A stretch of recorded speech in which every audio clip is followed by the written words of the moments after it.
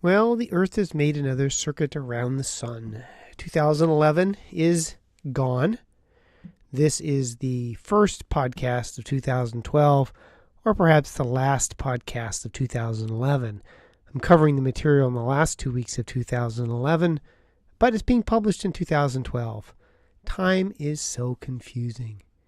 It occurred to me recently that the batch of medical students that will be starting in 2021 is now 12 years old this year. Soon we will have medical students that are born in this century rather than the last. Damn, but I am getting old. Well, anyway, this is the Puscast, a review of the infectious disease literature.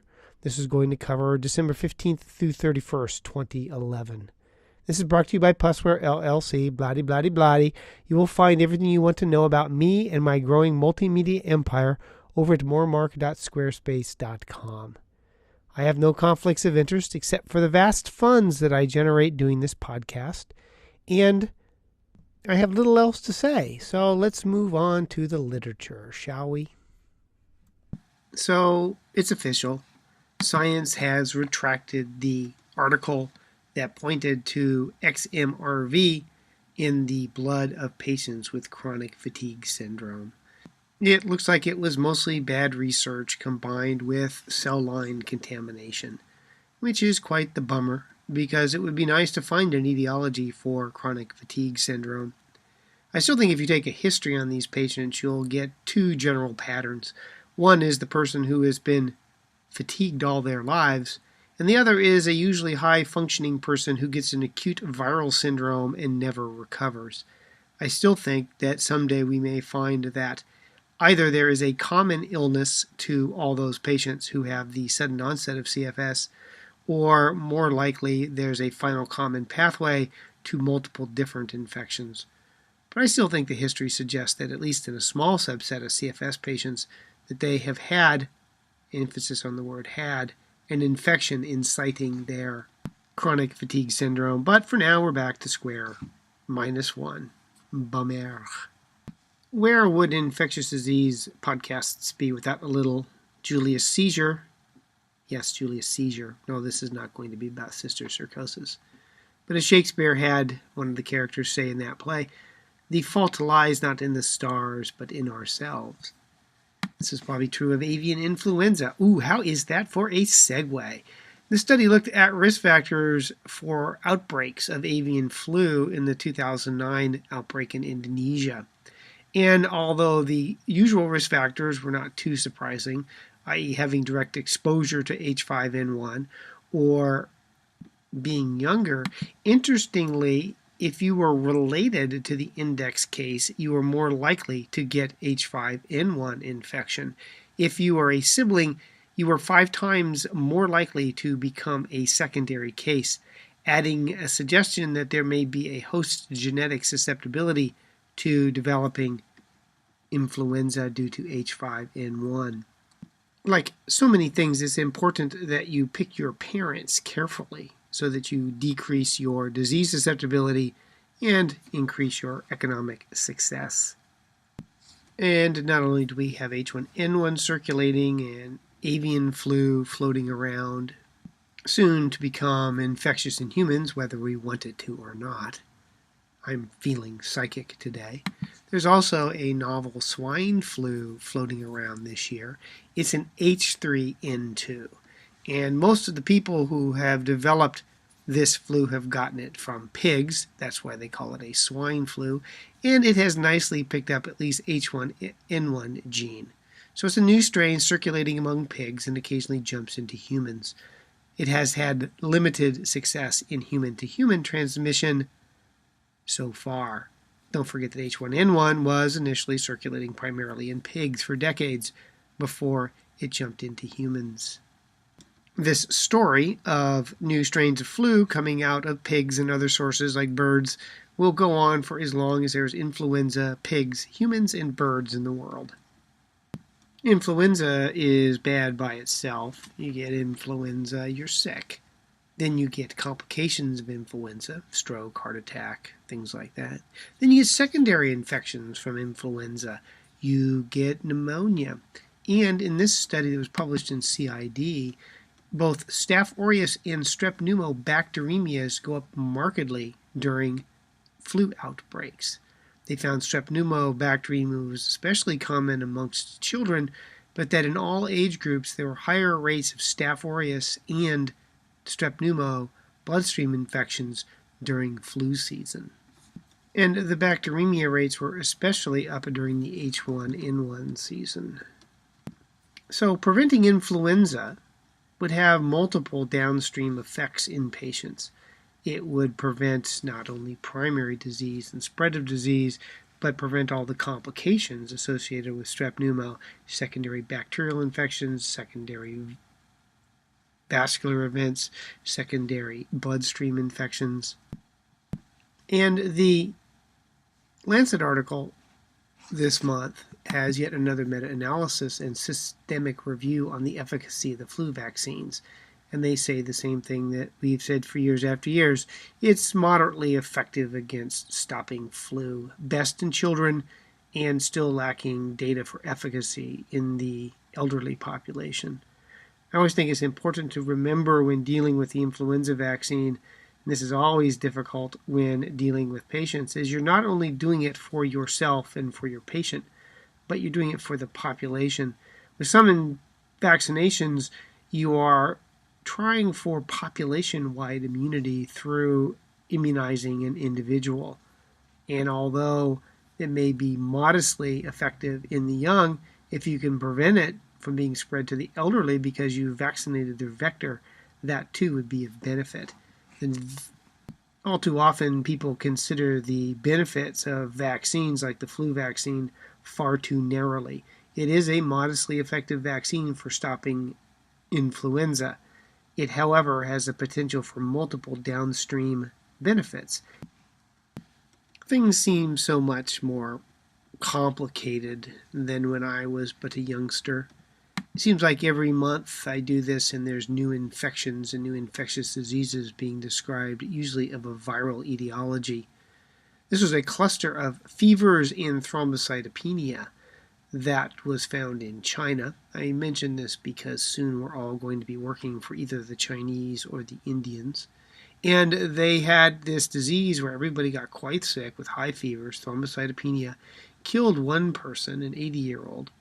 And the question was what was causing this pancytopenia and fevers that appeared to have person-to-person spread.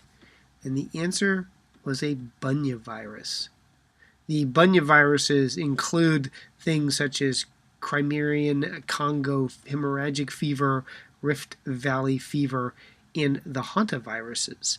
There's multiple different hemorrhagic fevers with renal syndromes and different hemorrhagic fevers due to the bunya virus. So here's yet another bunya virus, this one in eastern China. I recently saw a patient return from South America with fevers and, amongst other things, thrombocytopenia. Turned out to be something more mundane than a bunya virus, but these hemorrhagic fevers occur all over the world. So here's the theory. Herpes activation leads to lymphocyte activation, leads to HIV replication. If you can suppress the herpes, perhaps you can suppress the HIV. This has been shown in sex workers in Africa who had HIV but were not on antiretrovirals. Instead, they were treated with acyclovir and they had a lower viral load. This study was a crossover trial that compared acyclovir versus valacyclovir, and they found that 1.5 grams BID of valacyclovir was better than acyclovir 400 BID in terms of viral loads in patients with HIV who were not on antiretrovirals. How that translates to populations that are on antiretrovirals, I'm not certain. But certainly acyclovir, or in this case valacyclovir, would be eminently reasonable in your HIV-positive patient who had yet to reach the threshold for starting antiretrovirals. You'll notice a change in the sound here. I just noticed that my microphone wasn't plugged in, and I was using my system microphone. I'm back to my other microphone. So if you have serodiscordant heterosexual partners, eventually one may acquire HIV from another. Or do they? This study looked at heterosexual couples who were discordant. One had HIV, one did not. And they looked at the HIV in new converters, and they found, you're going to be shocked at this, I'm certain, that 20% acquired their HIV from a source other than their monogamous partner. Anyone who's an infectious disease doctor knows that monogamy is often not the case. And when it comes to all sexually transmitted diseases, you have to take the concept of monogamy with a grain of salt substitute. And that it may be more than HIV that is being brought into a monogamous relationship. Onward and upward with hepatitis C. It's always wondered how long it will survive on inanimate surfaces. This study took cultures of hepatitis C.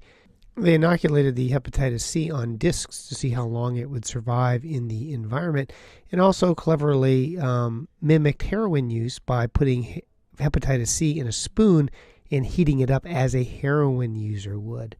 Now, while it would last for 5 days in the presence of serum in the environment, it would not last long in a heroin cooker. And if you heated up the mixture in a spoon till it bubbled and it reached a temperature of about 60 degrees, you got rid of the hepatitis C, which is 140, which is about medium. And interestingly, as to a source of hepatitis C, they collected drug paraphernalia in Paris, and they looked for the presence of hepatitis C. They found it not very often in the spoons, but they did, not unsurprisingly, found it in the syringe, 38% of the time. But they frequently found hepatitis C RNA in high titers on alcohol swabs. These swabs and pads were evidently being reused from person to person, both to swab the site before injection and to stop the bleeding because they had visible blood on them. So remember, heat your heroin well, use fresh alcohol wipes before injecting. It's actually pretty simple. Fevers are good. If you are infected, you should have a fever, and if you treat fevers, virtually every study has shown worser outcomes. Animal models and human studies have shown either increased morbidity or mortality when you blunt the fever effect. This study was a meta-analysis where they looked at the effect of antipyretic medications on strep pneumoniae infections, and they found no human studies. But the pooled risk in animal models was a 2-fold higher mortality rate if you gave the animals aspirin. Fevers are good. Don't treat fevers. Unless, of course, you have some other compelling reason like bad FEV1 or myocardial infarction or low cardiac output or something else. The fevers in and of themselves are good for you, then you should leave them alone.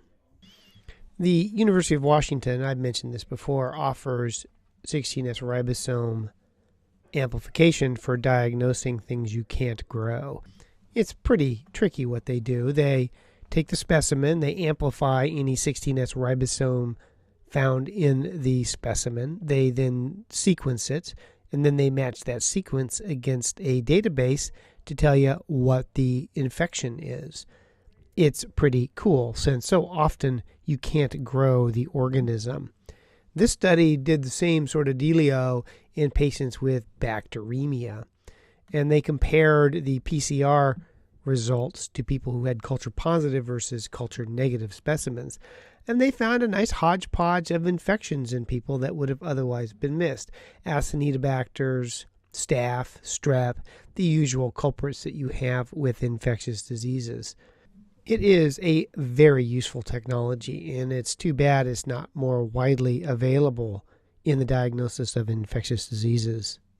As I mentioned before, at the University of Washington, you have to be careful how you fill out the form. Otherwise, they will bill you, the physician, directly instead of the patient, and even threaten to send you to collections if you don't pay up. They're hard ass up at UW. Currently, this sort of technology should only be used in those cases where you know there's an infection, but you can't grow out the infecting organism. and hopefully we'll have it more widespread utilization in the future. The other important take-home, I think, from this paper is that when the cultures are negative, they are almost always negative for common organisms. The only weird bug that I had never heard of was Ralstonia species, which occurred in 2 different patients. You may or may not hear random shouts during this. My oldest is watching a Blazer game with a bunch of friends. So, go Blazers. Vaccines, flush toilets, and nutrition. The big 3 that allow us to live to be old enough to tell young punks to get off our lawn. The Haemophilus B influenza vaccine has been dramatic in its ability to decrease the incidence of Haemophilus type B disease. What has happened, though, to Haemophilus influenza infections in general? Well, they're still occurring. Bummer. However, it's mostly non-type B Haemophilus that's causing disease. They looked at this in a study and showed that the rates are cooking along at about 1.6 cases per 100,000, pretty unusual, and 15% of the cases are fatal. And most of the people who were involved were either the really young or the really old. Now, I think what's interesting is that unlike pneumococcus, there has not been serologic substitution. Now, with the pneumococcus, the vaccine has wiped out the more common invasive strains. Other strains have gone in to fill that ecologic niche. There have been very slight upticks in the incidence of other types of Haemophilus influenza, mostly type F, but the increase has been minuscule compared to what's happened with pneumococcus. And so we're not seeing a shift to the same incidence of disease, but with different types of Haemophilus that we saw with the pneumococcus. It's been a great vaccine. Again, you think you have a bad job? So what they did is they took fecal suspensions of C. difficile. Ooh, looking good already, right? And then they put them in toilets that were both lidless and lidded. And then they flushed the toilets, and they measured C. diff in the air above the toilets. And guess what? Toilets without lids spread C. diff at higher numbers after flushing than those that didn't have lids. I can't, of course, speak for the women's room, but men at least seem to not like to even bother flushing the toilets. Ugh, don't get me started. But this is probably more important from an infection control perspective than it is a public health perspective, since if the person in the hospital room flushes the toilet that doesn't have a lid, they're going to spew C. diff spores throughout the bathroom. But the next time I have a bad day at work, I'm not going to complain. I'm just going to think about the poor person who had to measure the effect and spread of C. diff after dumping stool slurry into the toilet. Blah. Everybody believes vancomycin is superior in the initial treatment of C. difficile, yet another study shows this not true. Now, it's not truly a study. It's a systematic review in the annals where they looked at all the studies about the treatment of C. difficile, and they found that metronidazole and vancomycin are the same. Fidaxomicin may have, in the few trials done to date, less recurrence. I think it's important to remember the relative costs of these antibiotics. For example, a course of Flagyl, $20. A course of rifampin, $20. A course of vancomycin, that runs about $1,200 if you use capsules. If you have them make it at the pharmacy from the IV solution, it's about $52. If you try nitazoxanide, that's $500. How about fidaxomicin, the new drug that's out? That's $3,000 for a course. I'm going with metronidazole for my initial therapy. Again, there's still no data that shows the superiority of any of the agents. And I still don't know how the hell they can justify $3,000 for a course of antibiotics. Generally speaking, of course, VRE is not that big a deal in most patients. However, the worry is that the VRE genes, of which there are at least 6, can jump into Staph aureus. The last thing you want is an MRSA that's also vancomycin resistance. They looked at the incidence of co-colonization with MRSA and enterococci in nursing homes in southeast Michigan and found it was not uncommon. Patients with indwelling devices had it at a rate of about 6.5 per 100 resident months, and if they had wounds, they had it at rates of about 4.1 per 100 resident months. It would appear that it's not uncommon for SNF residents to have both MRSA and VRE co-colonization. So it's just a matter of time before those genes jump. It's happened in the past, it will happen again, and we'll have a vancomycin-resistant Staph aureus. And avoiding the environmental pressure for that would be important. And the way to do that, of course, is to not give vancomycin all the time, especially for C. difficile. And since it's not superior, you might as well go with metronidazole first. Avoid that ecologic pressure. This is interesting. Now, it's a small study, and it's a preliminary study, and most small preliminary studies are wrong. What they did is they randomized patients with head trauma to getting probiotics or not, and they looked at the effect on the shift of T helper cells, Th1 to Th2 response. Patients with ICU admissions often have a mismatch in Th1 to Th2 cytokines that predisposes them to infections. They hypothesized that by giving them probiotics, they would shift that balance in the cytokines and improve patient outcomes. Again, there were 26 patients in the probiotic group, 26 patients in the control group. They did find that patients who were on probiotics had a shift in their interleukin and interferon gamma levels in a beneficial way, as well as a decrease in their IL-4 and IL-10 concentrations in a beneficial way. They did see a slight decrease in incidence of nosocomial infections and decreased ICU stays. There was no effect on 28-day mortality. Still, it's intriguing, and it is interesting that probiotics did have some alterations in the inflammatory response in patients who already had traumatic brain injury. Whether or not normal people who take probiotics want to have the same, or even if they do have the same shift in their inflammatory markers, is unknown. Of course, people who take probiotics for no good reason probably already suffer from some sort of traumatic brain injury. As the data rolls in, it's becoming clear that the gamma interferon release assays like quantiferon gold and the TB spot tests are not that much better than the old-fashioned skin test. Interestingly, they found one study where they did all three and only 11% were positive on all three tests. So there's great variability, and it would appear that the interferon release assays are probably no more specific than the old-fashioned skin tests. There are false positive rates and there are false negative rates. And the other thing that's come out is they're unreliable in pregnancy. This study out of Mexico looked at people who were positive for the skin test who were pregnant and found that 23% had a positive PPD, but 14% had a positive interferon gamma release assay, and only 77% had agreement. So if you're going to test a pregnant woman, you're probably better off doing a PPD than you are a quantiferon, and even that is not that great in a pregnant female. Pregnancy is a weird immunosuppressant state as is.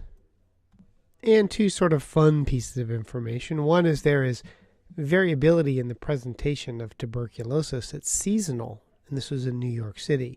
They found that it was highest in the spring, i.e. after the winter, and it was lowest in the fall, i.e. after the summer. What do those have in common?